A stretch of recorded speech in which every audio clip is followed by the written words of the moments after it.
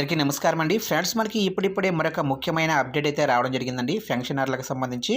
ఇక్కడ చూసుకున్నట్లయితే పెన్షన్లపై మరో తీపి కబురు, మంత్రి కీలక నిర్ణయం అంటూ ఇప్పుడే మనకు ఒక బ్రేకింగ్ న్యూస్ అప్డేట్ అయితే రావడం జరిగిందండి. అయితే ఇందుకు సంబంధించిన పూర్తి వివరాలు అయితే మన వీడియోలో తెలుసుకుందామండి.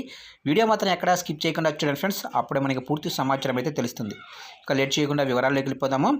ఫ్రెండ్స్, ఒక చిన్న రిక్వెస్ట్ ఫ్రెండ్స్, వీడియో అయితే చాలా మంది చూస్తున్నారు కానీ సబ్స్క్రైబ్ అయితే చేసుకోవడం మర్చిపోతున్నారండి. సబ్స్క్రైబ్ అయితే చేసుకోండి, ఎందుకంటే గవర్నమెంట్ నుంచి ఇలాంటి ముఖ్యమైన అప్డేట్స్ ఎప్పటికప్పుడు మీకు తెలియజేస్తూ ఉంటాను. ఇక లేట్ చేయకుండా టాపిక్లోకి వెళ్ళిపోదాము. ఇక తెలంగాణలో కొత్త ఆసరా పెన్షన్ల కోసం లబ్ధిదారులు ఎదురు చూస్తున్నారు.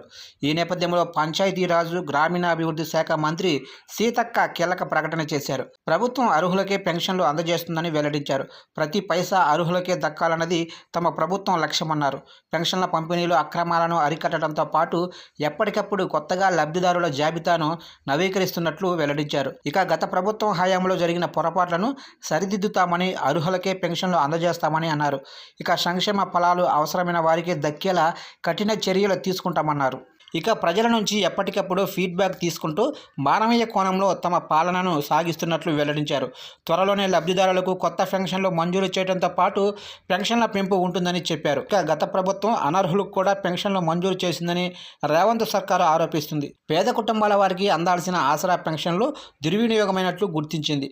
ప్రభుత్వ నిబంధనలకు విరుద్ధంగా ప్రభుత్వ ఉద్యోగాలు చేసేవారు, వారి కుటుంబ సభ్యులు, ప్రభుత్వ కుటుంబ పెన్షన్ పొందుతున్న వారు కూడా ఆసరా పెన్షన్లు తీసుకున్నట్లు ప్రాథమికంగా గుర్తించారు. ఇక తెలంగాణ వ్యాప్తంగా మొత్తం 5,650 మంది ప్రభుత్వ ఉద్యోగులు తమ రిటైర్మెంట్ పెన్షన్తో పాటు ప్రభుత్వం అందించే ఆసరా పెన్షన్లు కూడా అందుకుంటున్న జాబితాలో వెల్లడైంది. ఇక వారిలో 3,824 మంది చనిపోగా మిగతా 1,826 మంది 2 పెన్షన్లు అందుకున్నట్లు తెలిసింది. ఈ మేరకు దీనిపై విచారణకు ఆదేశించారు.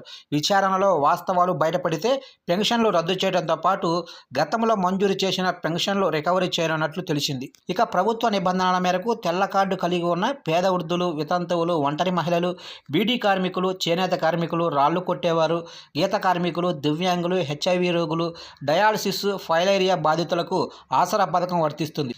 అయితే ప్రభుత్వం నుంచి ఇతరేతర లబ్ధి పొందుతున్న వారు సైతం పెన్షన్లు తీసుకున్నట్లు తెలిసింది. దీంతో వారందరి నుంచి పెన్షన్లు రికవరీ చేసేందుకు ప్రభుత్వం సిద్ధమవుతుంది.